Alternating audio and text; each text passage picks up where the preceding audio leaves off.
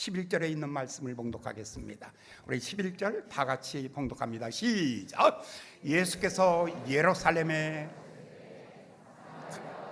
갈릴리 사이로 가시다가, 지금 예수님께서 예루살렘 올라가시기 위해서 사마리아와 갈릴리 사이를 지나가고 있습니다. 그런데 큰 소리가 들리기 시작합니다. 멀리서 들리는 소리가 부정하다, 부정하다, 부정하다 하는 소리입니다. 이것은 문둥병자들이 하는 소리입니다. 한센시병, 나병에 걸리게 되면요, 그 동네에서 함께 살지 못합니다. 그래서 그들은요, 추방을 당하게 되죠. 그래서 그들끼리 모여 살게 되고, 그들이 예수님이 지나간다는 소식을 듣고 소리를 지르는 것이죠. 12절을 봉독합니다. 다 같이 봉독합니다. 12절 시작.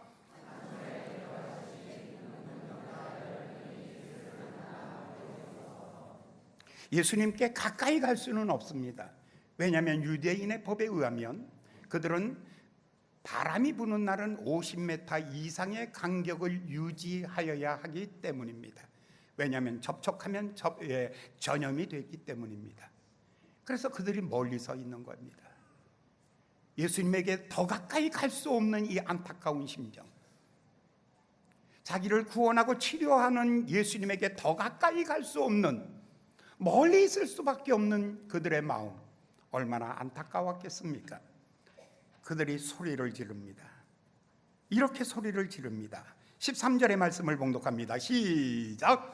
소리를 높여 가로되 예수 선생님이여 우리를 긍휼히 여기소서 하거늘. 그들은 아무 조건이 없습니다. 오직 하나님의 긍휼 때문에 고침을 받을 수 있는 것입니다. 하나님께서 그들을 긍휼히 여기시면 얼마든지 넉넉하게 고침을 받을 수가 있죠. 그래서 그들은 하나님의 긍휼을 하심을 그들이 간구하기 시작합니다. 그때 예수님께서 14절에 이렇게 말씀합니다. 14절을 봉독합니다. 시작. 보시고 가라사대 가서 제사장들에게 보이라 하셨더니 저희가 가다가 깨끗함을 받은지라. 예수님께서 이렇게 말합니다. 제사장에게 가서 보이라. 구약의 레위기법에 보면 사람이 문둥병에 걸리게 되면 제사장에게 와서 판결을 받습니다. 그러면 제사장이 그들을 추방해서 추방령을 내리는 것이죠. 그래서 예수님께서는 제사장에게 가서 보이라라는 말은 이미 다 나았으니 예수님께서 제사장에게 가서 보이라고 그렇게 말하는 거죠. 그들이 가다가 놀라운 것은 고침을 받았다라는 사실입니다. 그런데 고침을 받았는데 15절의 말씀을 봉독합니다. 15절의 말씀입니다. 시작. 그 중에 하나가 자기의 낳은 것을 보고 큰 소리로 하나님께 영광을 돌리며 돌아왔다. 이렇게 말합니다. 그 중에 한 사람, 10명의 사람들이 다 고침을 받았는데 그런데 한 사람만 예수님에게 돌아왔습니다. 마지막엔 이렇게 말하죠. 바로 그 사람이 이방 사람이었다. 바로 이방인입니다. 유대인이 아니었습니다. 유대인들은 하나님의 긍휼하심을 당연한 것으로 받아들입니다. 사랑하는 여러분들, 이것은 은혜가 아닙니다. 정말 놀라운 것은요, 이스라엘 백성들을 보면 로마서 9장에 있는 말씀을 보면요, 하나님께서 이스라엘을 얼마나 사랑하는지 모릅니다. 그래서 양자됨과 영광과 언약들과 율법과 예배와 약속과 조상들도 저희의 것이요. 얼마나 놀라운 특권입니까? 얼마나 하나님의 자녀되는 특권, 그리고 영광스러운 주님의 임재, 그리고 하나님의 언약들, 그리고 두 돌판에 쓰여진 하나님의 말씀, 그리고 예배 속의 임재, 그리고 메시아 언약. 아브라함이 저희의 조상이요 이삭과 야곱이 저희의 조상이고, 얼마나 놀라운 축복입니까? 축복이 특권이 되어서는 아니 되지요. 언제든지 그 축복은요 사명이 되어야 되지, 특권이 되면 당연시 여기게 되는 것입니다. 그러니 이 사람들은요, 예수님이 고쳐주어도 조금 아까는 우리를 긍휼히 여기소서라고 말하였는데 이제는 그 얘기가 사라졌어요. 우리가 고침받는 거 당연한 거야. 예수님도 우리를 고쳐주셔야만 돼. 이렇게 생각하고 있는 것이죠. 오늘 이것이 가장 심각한 문제죠. 콕스는 이렇게 말합니다. 문둥병자가 고침을 받은 것은 하나님의 긍휼의 은혜 때문인데 하나님의 선물을 당연시 여기는 것으로 여기는 것, 그것이 가장 큰 죄악이다. 사랑하는 여러분, 부모가 자녀들에게 서비스를 합니다. 옷도 빨아주고요, 밥도 해주고요, 전부 다 해줍니다. 그런데 한 번도 그것이 고마운 적이 없지요. 왜냐하면 당연한 것이니까. 나중에는 부모님이 잘 용돈도 주지 아니하고 챙겨주지 아니하면 이렇게 말하죠. 이러려고 나 낳았어? 라고 이렇게 말하죠. 그럴 때마다 섹스피어의 리어 왕은 이렇게 독백을 하죠. 감사할 줄 모르는 자식을 낳는 것은 독사에게 물리는 것보다 더 아프도다 라고 그렇게 말하는 거예요. 바클레이는 이렇게 말합니다. 이 문장을 보면서 복음서에서 예수님의 마음을 가장 아프게 했던 사건이다 라고 이렇게 말하고 있습니다. 여러분, 부모의 마음을 가장 아프게 하는 것이 무엇인 줄 아십니까?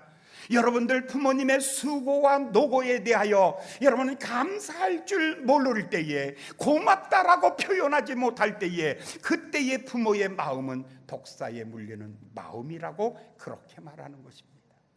오늘 예수님의 마음이 그랬습니다. 마땅히 돌아와서 감사해야 될 이 유대인들은 한 사람도 오지 아니하고 오히려 와서 감사한 사람은요, 저 이방인, 저 사마리아 사람 한 사람뿐이었던 것입니다. 예수님의 마음이 얼마나 아프셨을까. 여러분, 지혜 중에 가장 탁월한 지혜가 있다면 은혜를 아는 지혜입니다. 수학 중에 가장 어려운 수학이 있다면 은혜를 세어보는 수학일 것입니다. 여러분들 가장 힘든 것이 있다면, 가장 아름다운 것이 있다면 그것은요, 은혜를 아는 것입니다. 오늘 탕자가 돌아왔을 때에 그 아버지가 이렇게 하죠. 목욕을 시켜줍니다. 새로운 옷을 입힙니다. 그리고 신발을 신깁니다. 그리고 가락지를 끼워줍니다. 살진 송아지를 잡습니다. 그리고 난 다음에 또 잔치를 베풉니다. 그 죄에 대하여 한 번도 묻지 아니하시고 그를 축복하여 주셨던 것입니다. 그렇습니다. 하나님이 우리에게 대하여 이렇게 하신 것입니다. 죄에 대하여 묻지도 아니하시고 예수님의 보혈로 말미암아 믿음으로 오는 우리를, 하나님께서는 우리를 용서하셨습니다. 그때 너희는 누구였습니까? 허물과 죄로 죽었던 너희를 살리셨도다. 그때 우리는 공중 권세자름은 자를 따랐고 지금의 불순종의 아들들 가운데 역사하는 영, 곧 사단의 영을 따르던 마귀의 자녀들이었습니다. 그러나 긍휼에 풍성하신 그 큰 하나님의 사랑을 인하여 너희가 구속 곧 죄 사함을 받았느니라. 우리가 구속 곧 죄 사함을 받았습니다. 너희가 그 은혜를 인하여 믿음으로 말미암아 구원을 얻었나니 이것이 너희에게서 난 것이 아니요 하나님의 선물이라. 은혜란 받을 수 없는 자가 받은 것입니다. 갚을 수 없는 것을 받은 것입니다. 가장 위대하고 큰 것을 받은 것입니다. 이것을 세워볼 수 있는 은혜가 있다면 얼마나 아름답고 좋겠습니까? 두 번째, 이 사람은요 14절에 있는 말씀을 읽어보시겠습니다. 다시 한번 14절을 돌아가서 읽겠습니다. 시작. 보시고 가라사대 가서 제사장들에게 보이라. 깨끗함을 받은지라. 여러분이 깨끗함을 받자마자 15절, 제일 먼저 한 사건이 15절입니다. 15절을 봉독합니다. 시작. 그 중에 하나가 자기 낳은 것을 보고 큰 소리로 하나님께 영광을 돌리며 돌아와. 여러분이 고침을 받았을 때 가장 먼저 한 것이 뭡니까? 예수께로 돌아올 때 큰 소리로 하나님 앞에 영광을 돌리며 돌아오는 것입니다. 감사는요 결단입니다. 사랑하는 여러분, 감사하기로 결심하셔야 하는 겁니다. 감사하기로 결심하는 사람에게 하나님의 주시는 축복은 더 많습니다. 오늘은 맥주 감사주일입니다. 그 중에 첫 번째 것은 하나님의 것이라고 감사하는 것입니다. 물질 중에 첫 번째는 11조입니다. 날들 중에 첫 번째는 안식일 주일입니다. 시간 중에 첫 번째는 요 새벽의 첫 시간입니다. 자녀들 중에 첫 번째는 장자입니다. 이 모든 것들은 하나님께로 온 것입니다. 하나님의 것입니다. 하나님의 것을 하나님께 돌려드리는 것입니다. 내가 낳은 것은 나의 기쁨보다 더 큰 것은요, 하나님의 영광이라는 것입니다. 하나님 앞에 찬양과 영광으로 하나님 앞에 돌아오고 있는 것입니다. 이것은 결단입니다. 그리고 감사는 누가 할 수 있는 것이냐면, 잘못된 자존심을 가지고 있는 사람은 절대로 은혜를 베풀어도 감사할 줄 모릅니다. 누가 물에 빠졌습니다. 건져주었습니다. 그랬더니요, 감사하지 못하고 엉뚱한 얘기를 하는 사람도 있죠. 어떻게 해요? 아, 저놈의 새끼가 나를 건져냈네. 쪽팔려서 못 살겠네. 물에 빠진 사람 건져줬더니요, 뭐라 그러면 제가 나 건져줬다는 거 쪽팔려서 너 어디 댕기면서 얘기하지 마. 이런 사람이 있어요. 도와주면서도 기쁨이 안 생기는 거예요. 그러면 뭐라고 말해요? 너 다음에 물에 빠지면 보자. 그때 보자. 또 빠져요. 그런 사람은 또 물에 또 빠질 수밖에 없는 거죠. 그렇습니다.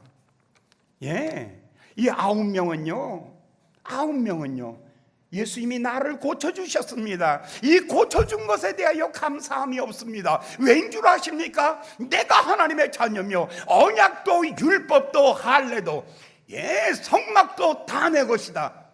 그렇기 때문에 나는 고침받는 것이 당연한 것이다 라고 그렇게 생각하죠. 이 알량한 자존심 때문에 감사의 기회를 놓쳐버리고 말았던 것입니다. 이 병든 영혼입니다. 은혜를 인정하지 못하는 이러한 사람들, 이런 사람들이 구원받아도요, 성경책을요 가방 속에 집어넣고 오지요. 신문지에 둘둘둘둘 말아가지고 그렇게 오는 사람들이죠. 주님이 나를 구원하셨다라는 사실을 얘기하지 못하는 사람들이 얼마나 많이 있습니까? 여러분, 그렇죠. 어떤 사람이 이렇게 말해요. 가장 비루한 인간은 감사를 원수로 갚는 것이고, 가장 평범한 사람은 감사를 잊어버리는 사람이고, 가장 고상한 사람은 은혜를 감사할 줄 아는 사람이다. 여러분, 은혜 받으셨습니까? 그것을 원수로 갚는 사람은 비루한 인간입니다. 은혜 받으셨습니까? 잊어버리는 사람들은 가장 평범한 사람들입니다. 그러나 가장 고상하고 하나님께서 기억하는 사람은 누구냐면요, 은혜를 감사하는 사람입니다. 그런데 보십시오. 9명은요 감사할 줄 모르잖아요. 감사는 그렇게 많은 사람이 쉽게 하는 게 아니에요. 어디 가서 앉아 계셔 보세요. 원망하는 사람 많지 감사하는 사람 별로잖아요. 시기하고 비난하고 비판하는 사람은 군중을 이루어도 감사하는 사람은 아주 적잖아요. 감사는 가장 홀로 고독한 결단입니다. 여러분 보십시오. 군중심리, 굉장히 사람들이 많이 모여 있어요. 거기에서 비난하고 비편하고 가십하고 원망하고 험담하고 악담하는데, 거기에서 감사하는 사람 많지 않잖아요. 감사하는 사람은 그렇게 찾기 어려운 거예요. 어떤 사람은 이렇게 말해요. 혼자 다 원망하는데 혼자 감사하면은 그 사람들이 나를 버릴 거야 라고 생각하는 거죠. 그런데 감사하는 사람은 이 정도는 생각하셔야 돼요. 그들이 나를 버리는 것이 아니라 내가 원망을 버리며 비난을 버리며 비판을 버리며 가십을 버리며 나는 감사를 선택하였노라. 사랑하는 여러분, 내가 그리스도를 선택했다는 것은 바로 이와 같은 것입니다. 모든 사람들이 비난할 때에 예수 그리스도를 선택한 사람입니다. 감사가 예배입니다. 돌아와서 엎드려 절합니다. 16절을 봉독합니다. 시작. 예수의 발 아래 엎드려 살해하니 저는 사마리아인이라. 정말 감사는 누가 하는 것입니까? 낮은 마음에서 하는 것입니다. 겸손한 마음에서 하는 것입니다. 혼자서도 할 수 있는 것이어야 하는 것입니다. 이런 사람이 감사입니다. 여러분, 어제 저녁에는 저는요, 오늘 설교를 준비하면서 나는 어떤 것이 감사가 있나 하고 이렇게 쭉 생각해 봤어요. 가장 놀라운 감사는요, 하나님이 나를 선택하시며 나를 부르시며 내 죄를 용서하시며 그리고 나를 새롭게 하셔서 하나님의 자녀 삼아 주신 이 위대한 은혜. 우리가 아직 죄인 되었을 때에 그가 나를 먼저 사랑하심으로 말미암아 나를 지명하셨고 나를 부르셨고 나를 거룩하게 하신 하나님의 은혜, 갚을 길 없는 하나님의 은혜, 나를 택하여 주신 하나님의 은혜, 첫 번째 이것이었습니다. 그리고 40년을 목회하면서 쭉 지나온 지난 날을 돌이켜보니까 어떤 형편에 있든지 내가 자족하기를 배웠노라. 비천한데 처할 줄 알며 풍부에 처할 줄 알며 배고픔에 처할 줄 알며 배부름에 처할 줄 알며 풍부에 처할 줄 알며 궁핍에 처할 줄 아는 일체의 삶을 배웠노라. 40년 동안 뭘 배웠습니까?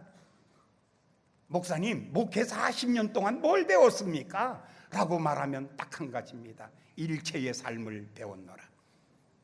가난해도 비굴해지지 아니하며 아무리 많아도 교만해지지 아니하며 항상 주님을 높이며 주님을 섬길 수 있는 이 일체의 삶, 아무리 없을지라도 당당할 수 있었던 것, 하나님께서 내게 주신, 내게 능력 주시는 자 안에서 내가 모든 것을 할 수 있느니라. 천막을 쳐놓고 스티로폼을 깔아놓고 그러면서도 당당했어요. 그랬더니 사람들이 이렇게 말해요. 딱 저 목사가 돈이 굉장히 많은 사람이다. 두 번째, 그 교회 교인 중에는 억수로 부자가 많다. 세 번째, 저 사람 국회의원 나오려고 저러는 거야. 이 세 가지 얘기를 많이 들었어요. 세 가지 아무것도 아니에요. 그런 적이 없어요. 한 번도 그런 적이 없어요. 그러나 여러분, 그 없는 가운데서도 하나님께서 우리의 지난날 우리가 해왔던 일들을 한번 돌이켜보면 얼마나 많은 일들을 하였는지, 얼마나 풍성하게 하나님이 우리에게 주셨는지 얼마나 감사한지 모릅니다.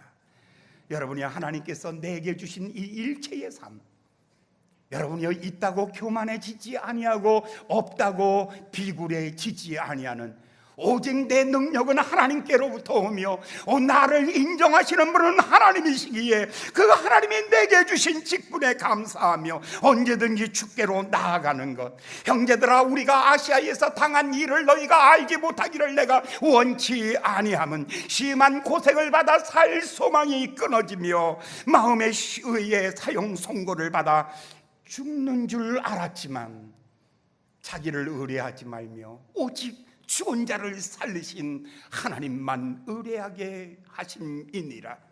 그래요, 어려운 일 당하고 힘든 일 당할 때마다 그때마다 하나님 주님만을 의지합니다. 주님은 나의 능력이시며 힘이시며 나의 산성이시며 피갈 바위시며 그는 나의 지팡이시며 나의 바위시며 그는 나의 인도자시며 나의 구원자가 되시는 오직 주님만을 의지합니다. 할렐루야. 그가 나를 풍성하게 하며 그를 나를 힘있게 하며 젊은 독수리가 날개치며 올라감과 같이 날마다 새 힘을 주시는 주님을 의지하며 살아올 수 있도록 하신 것, 얼마나 감사한 일입니까? 정말 은혜가 얼마나 감사했는지요. 여러분, 이미 얻었다함도 아니요, 온전히 이루었다함도 아니요, 오직 한 일, 뒤에 있는 것을 다 잊어버리고 앞에 있는 그것을 잡으려고 표대를 향하여 위에서 부르신 부름의 상을 위하여 쫓아가노라. 여러분요, 이제 우리는요, 위에서 부르신 부름의 상, 우리는 성공하기 위해서 사는 존재도 아닙니다. 우리는 존재와 사역, 이 두 가지 큰 기둥을 가지고 있는데 하나님이 나 되게 하심과 그리고 나를 통해서 일하시는 하나님의 영광을 바라보며 위에서 부르신 부름의 상을 위하여 달려갈 수 있게 하신 것, 이것이 얼마나 놀라운 은혜입니까? 혹시 내가 관제와 같이 부음이 되고 나의 떠날 기약이 점점 가까워져 가고 있을 때, 내가 선한 싸움을 싸우며 나의 달려갈 길을 마치며 내가 믿음을 지켰으니 두 곧 의로우신 재판장이 그날에 내게 면류관을 세워 주실 것이다. 오직 우리 하나님의 갚으심만을 바라보며 살아갈 수 있게 하시는 것, 이것이 나를 향하신 하나님의 축복 속에 가장 놀라운 축복입니다. 사랑하는 여러분, 주님을 바라보며 걸어갈 수 있게 하신 것, 여러분 힘들고 어렵고 고난의 길을 지나오면서도 오직 위에서 부름의 상을 위하여, 푯대를 향하여 하나님이 주시는 의의 상급을 위하여 쫓아가도록 하시는 이 하나님의 놀라운 축복들을 여러분 생각할 때 얼마나 감사한 일인지 알 수 없습니다. 우리가 2009년도인가 2008년도 우리 교회에 그 주제곡이 뭐냐면 이 산지를 내게 주소서. 엄청 불렀어요. 아무 생각 없이 불렀어요. 그때는 아무 생각 없이 이 산지를 내게 주소서. 그런데 그 찬송을 다 부르고 난 다음에 하나님께서 이 산지, 이 땅을 우리에게 주셨어요. 할렐루야. 그때는 왜 우리가 이 노래를 불렀는지 몰랐어요. 어떤 사람이 그래요, 목사님 땅이 필요한가? 아니요, 필요하지 않아요. 필요하면 하나님이 주시겠지요. 걱정하지 마세요. 그러나 우리는 노래를 불렀어요. 이 산지를 내게 주소서. 갈렙처럼 우리가 아직도 나가 싸울 힘이 남아 있습니다. 주께서 이 도시를 주시고 이 문산을 우리에게 주시고 하나님께서 우리에게 맡긴 영혼들을 주시옵소서라고 간구하였더니 하나님께서 우리에게 이 땅을 주시고 하나님께서 여기에 교회를 세워 주셨던 것입니다. 2016년도 여러분, 우리는 아직도 어려움 중에 있지만서도 그러나 지나간 날 우리가 며칠 전에 나비를 오픈했잖아요. 북카페. 여러분, 얼마나 많은 아이들이 오는지 몰라요. 하루에 매일 오는 게 130명 이상이 와요. 여러분, 130명 이상 되는 아이들에게 꼭 필요한 것, 떡볶이, 빵, 그 다음에 음료수, 꼭 필요한 것 다 무료로 제공하고 있어요. 어제는 110명이 왔더라고요.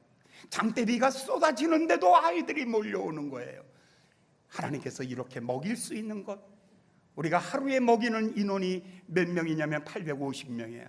무료급식소에서, 지역아동센터에서, 그리고 카페에서, 그리고 도시락을 통해서 우리가 하루에 먹이는 사람이 850명. 하나님께서 내가 능력 주시는 자 안에서 내가 모든 것을 할 수 있느니라. 사랑하는 여러분, 우리가 가지고 일하는 것 아닙니다.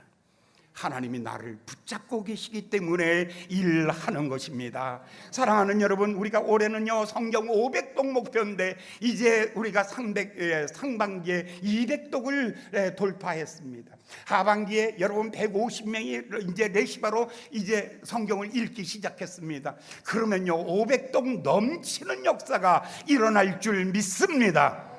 여러분, 하나님께서 우리에게 주신 은혜가 얼마나 많은지요. 사랑하는 여러분들, 감사, 원망하지 아니하였습니다. 누구를 비난하지 아니하였습니다.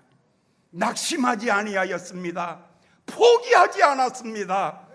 하나님께서 갚으심을 바라보며 달려왔던 것입니다. 사랑하는 여러분, 오늘 여러분들도 감사하기로 결단하십시오.